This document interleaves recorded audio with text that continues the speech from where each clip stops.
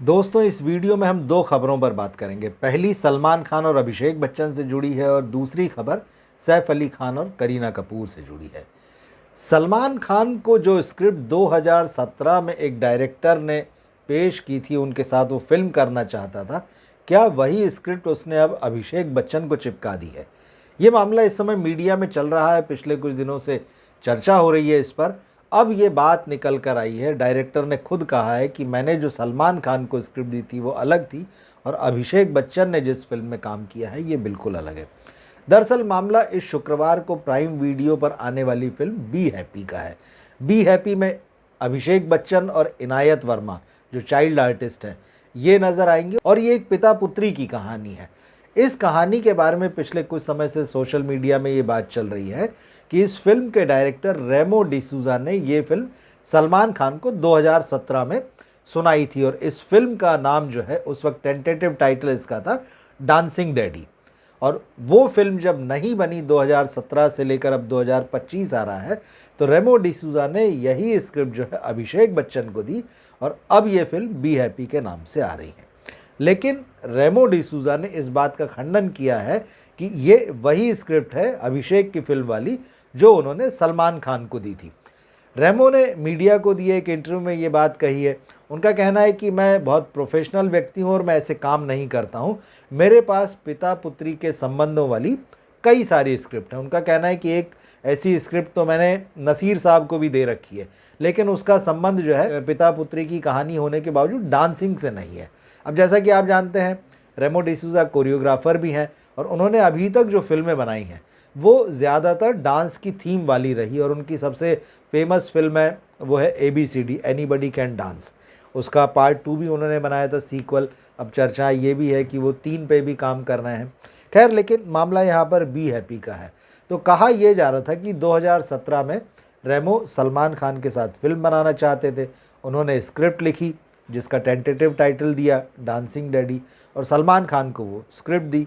सलमान खान ने उस पर कोई जवाब नहीं दिया। इसके बाद 2-3 साल तक, 4 साल तक रेमो डिसूजा इंतज़ार करते रहे, लेकिन जब बात नहीं बनी तो कहा यह जा रहा है कि यही स्क्रिप्ट उन्होंने कुछ बदलावों के साथ में या लगभग सेम रखते हुए अभिषेक बच्चन को दे दी और ये फिल्म आने वाली।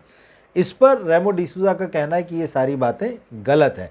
मैंने सलमान को अलग स्क्रिप्ट दी थी और इस फिल्म में अभिषेक बच्चन का जो कैरेक्टर है शिव का, उनका कहना है कि मैंने अपने फादर से इंस्पायर्ड होकर इसे लिखा है। और उन्होंने ये भी कहा कि मैं जो भी फिल्में लिखता हूँ, क्योंकि वो ज़्यादातर डांसिंग से जुड़ी होती हैं, तो मैं बहुत सारे लोगों को कोरियोग्राफ करता हूँ, डांसिंग की दुनिया में रहता हूँ, तो ज़्यादातर मैं रियल लाइफ कैरेक्टर उठा लेता हूँ, रियल लाइफ घटनाएँ उठाता हूँ और उसको अपने हिसाब से जो है वो फिल्म में लिखता हूँ। उन्होंने ये भी आश्चर्य व्यक्त किया है कि डांसिंग डैडी तो मेरी फिल्म का टेंटेटिव टाइटल था, ये कैसे मार्केट में आ गया, ये बात कैसे लोगों को पता चल गई।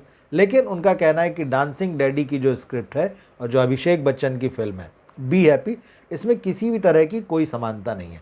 बी हैप्पी का अगर आप ट्रेलर देख चुके होंगे तो आपको ये पता होगा कि एक ऐसे पिता की कहानी है जो थोड़ा सा खड़ूस टाइप है। उसकी एक छोटी बच्ची है, क्योंकि वो पिता जो है विडो हो चुका है, तो उस बच्ची के साथ रह रहा है और साथ में मतलब अभिषेक का जो कैरेक्टर शिव, उनके पिता भी नासिर जो रोल प्ले कर रहे हैं वो भी साथ में रह रहे हैं। तो दादा और पोती की बॉन्डिंग तो बहुत बढ़िया है, लेकिन पिता जो है वो थोड़ा सा खड़ूस सा है जैसे, तो वो नहीं चाहता कि उसकी बेटी जिसमें डांसिंग टैलेंट है वो आगे बढ़े। वो कहता है कि डांस वांस नहीं करना, मगर दादा जो है वो उस बच्ची को आगे बढ़ाता है और इसी जर्नी में उस बच्ची को एक टीचर मिलती है। वो कहती कि तुम बहुत अच्छी डांसर और तुमको तो कम्पीट करना चाहिए बड़े लेवल पर, और फिर वो उसको मुंबई ले जाती, कहती कि तुम्हें वहाँ पर कंपटीशन में हिस्सा लेना चाहिए।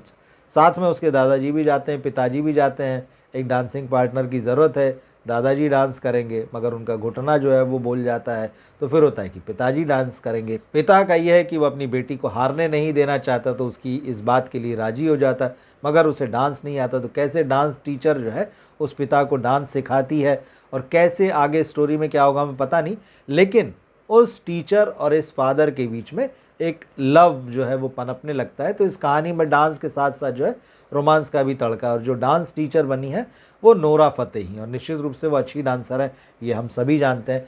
तो ये कहानी है। अब क्योंकि ये डांसिंग पापा है, तो अब लोगों का कहना है कि वो जो सलमान खान को जो डांसिंग डैड जो फिल्म दी गई थी तो उसका टाइटल ही बता रहा है कि वो भी कुछ इसी तरह का मामला है। मगर रेमो डिसूजा का कहना है कि भाई ये सारी चीज़ें गलत है, मैंने तो सलमान खान को जो स्क्रिप्ट दी थी वो एकदम अलग थी, और ये जो मैं अभिषेक बच्चन के साथ जिस पर मैं फिल्म बना रहा हूँ ये पूरी तरह से अलग है। अब ये बात तो सही है कि जब अगर डायरेक्टर ये बात कह रहा है, राइटर ये बात कह रहा है, तो हमको उसकी बात मानना पड़ेगी। लेकिन जो भी हो, अब फिल्म कैसी है वो जब 14 तारीख को अमेजन प्राइम पर रिलीज़ होगी, 14 मार्च को, तब हम देखेंगे और फिर उसका रिव्यू भी करेंगे। तो देखते हैं कि फिल्म कैसी बनी है। अब जहाँ तक दूसरी खबर का सवाल है, तो दूसरी खबर जो है वो सैफ अली खान और करीना कपूर से जुड़ी है। एक एस्ट्रोलॉजर जिनका नाम सुशील कुमार सिंह है, उनका एक इंटरव्यू यूट्यूब पर पिछले दिनों आया था, वो बड़ी सुर्खियां पा रहा है क्योंकि उन्होंने बहुत ब्लंट अंदाज में जो है फिल्म इंडस्ट्री के लोगों के बारे में बात की है। और इसी इंटरव्यू में उन्होंने सैफ अली खान और करीना कपूर को लेकर साफ साफ शब्दों में कहा है कि आने वाले 1.5 साल में इन दोनों का तलाक हो सकता है, ये अलग हो सकते हैं। अब ये बात जो है लोगों को बड़ी चौंकाने वाली लग रही। जैसा कि पिछले दिनों सैफ अली खान पर घर में घुसकर ही एक अटैक हुआ था, वो एपिसोड सब लोग जानते हैं, और उसी दौरान ये बातें आई थी कि सैफ अली खान और करीना कपूर के बीच सब कुछ ठीक नहीं है, कुछ खटपट चल रही है। अब इसी को लेकर जब बहुत सारी बातें हुई तो प्रिडिक्शंस भी अपने अपने हिसाब से लोग कर रहे हैं। कई लोगों का ये कहना है कि भाई ये रिश्ता जो है कितना आगे चल पाएगा कह नहीं सकते। 2012 में दोनों की शादी हुई थी, उनके 2 बेटे हैं, तैमूर और जहांगीर। तो सारा मामला बताया जा रहा है कि कुछ फैमिली डिस्प्यूट है अंदर। हालांकि पुलिस ने एक व्यक्ति को पकड़ा है जिसके बारे में कहा जा रहा है कि वही व्यक्ति हमलावर है। मगर खैर जो भी हो, इस वक्त जो सुशील कुमार सिंह की जो भविष्यवाणी है वो ज़बरदस्त रूप से चर्चा में है। और साथ ही उन्होंने ये भी कहा है कि सैफ अली खान पर किसी तरह का कोई खतरा नहीं है। जैसा ये हुआ कि उनके ऊपर अटैक हुआ, उसके बाद में उनके घर की सिक्योरिटी बहुत बढ़ा दी गई, उनके साथ आप सिक्योरिटी मैन्स को देखेंगे, पुलिस ने सुरक्षा दी है।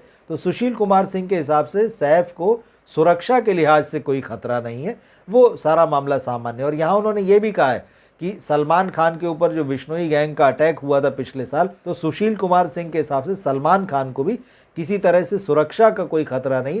मतलब ये दोनों सितारे जो हैं वो सेफ हैं सुरक्षा के लिहाज से। लेकिन जहाँ तक पर्सनल लाइफ का सवाल है सैफ अली खान और करीना की, तो इस एस्ट्रोलॉजर का ये कहना है कि उन दोनों के रिश्ते, जिस तरह से उनका कहना है कि मैंने कुंडली देखी है, उनका ये दावा है सुशील कुमार सिंह का। बॉलीवुड के एक सीनियर एस्ट्रोलॉजर हैं जो सैफ और करीना से भी जुड़े हुए हैं या जुड़े रहे थे, उनसे इन दोनों की रियल कुंडली सुशील कुमार सिंह को मिली। और उन्होंने जब इनकी कुंडली का एनालिसिस किया तो ये पाया है कि इनके बीच में चीज़ें ठीक नहीं है।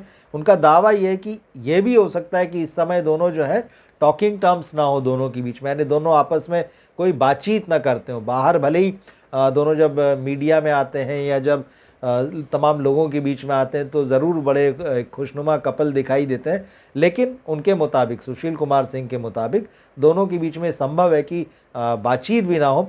सैफ पर अटैक के बाद में जिस तरह से पूरा घटनाक्रम हुआ उसे सबने टीवी पर देखा, सोशल मीडिया में देखा, यूट्यूब पर देखा। आपकी अपनी क्या राय है इस खबर पर भी, और अभिषेक और सलमान खान वाली खबर को लेकर भी आप क्या सोचते हैं? कमेंट बॉक्स में अपनी राय ज़रूर लिखिएगा। मिलते हैं फिर हम अगले वीडियो में। नमस्कार।